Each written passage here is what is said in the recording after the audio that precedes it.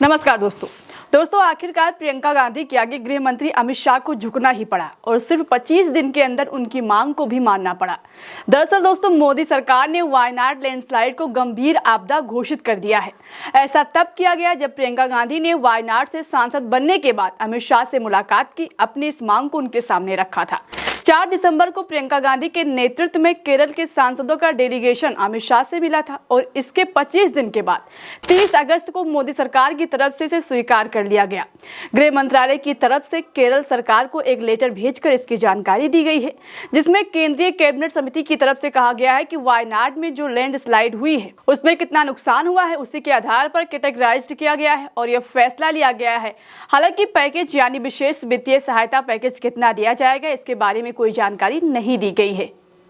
दोस्तों जैसे इस बात का पता प्रियंका गांधी को चला, मतलब जब उनकी मांग को स्वीकार कर लिया गया और वायनाड लैंडस्लाइड को गंभीर आपदा घोषित कर दिया गया, तो प्रियंका गांधी ने अमित शाह को शुक्रिया बोलने में जरा सी भी देरी नहीं की। ट्वीट करके शाह की तारीफ भी की और उनको शुक्रिया भी कहा। हालांकि प्रियंका गांधी का ये ट्वीट इंग्लिश में है, लेकिन हम आपको हिंदी में बताते हैं। प्रियंका गांधी ने लिखा है, मुझे खुशी हुई अमित शाह जी ने आखिरकार वायनाड त्रासदी को गंभीर प्राकृतिक आपदा घोषित करने का निर्णय लिया है। इससे पुनर्वास की आवश्यकता वाले लोगों को काफी मदद मिलेगी और यह निश्चित रूप से सही दिशा में एक कदम है।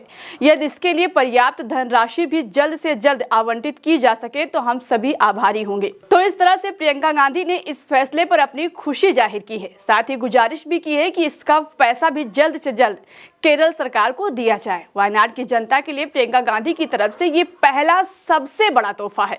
दोस्तों इससे तो एक बात क्लियर हो गई है कि प्रियंका गांधी वायनाड की जनता के लिए कुछ भी कर सकती हैं, उनके लिए किसी के भी सामने झुक सकती हैं।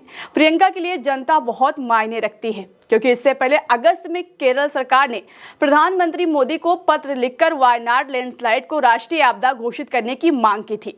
इसके अलावा राहुल गांधी ने भी 7 अगस्त को लोकसभा में यही मांग की थी, क्योंकि वायनाड में 29 जुलाई की रात को लैंडस्लाइड हुआ था। इसमें 400 से ज्यादा लोगों की जान गई थी, इसलिए राष्ट्रीय आपदा घोषित करने की मांग की जा रही थी। लेकिन मोदी सरकार ने इस पर कोई विचार नहीं किया, बल्कि 10 नवंबर को तो गृह राज्य मंत्री नित्यानंद राय ने केरल सरकार को लेटर लिखकर इसे मानने से इनकार किया था।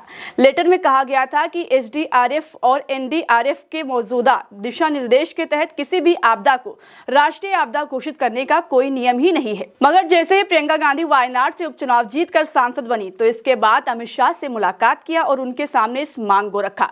वायनाड में इससे कितना नुकसान हुआ है सारी बातें उनके सामने रखी, जिस पर अमित शाह को झुकना पड़ा और मांग को मानना भी पड़ा। हालांकि देखने वाली बात यह होगी कि अब जब वायनाड को गंभीर आपदा घोषित कर दिया गया है और प्रियंका गांधी ने जल्द से जल्द इसकी राशि की भी मांग की है, तो मोदी सरकार कब तक और कितना पैकेज देगी, इस पर जैसे ही कोई खबर सामने आएगी हमारे चैनल की तरफ से आपको सबसे पहले जानकारी दी जाएगी। फिलहाल दोस्तों खबर अभी के लिए इतना ही। चलते हैं, आप सभी अपना ख्याल जरूर रखिएगा। नमस्कार।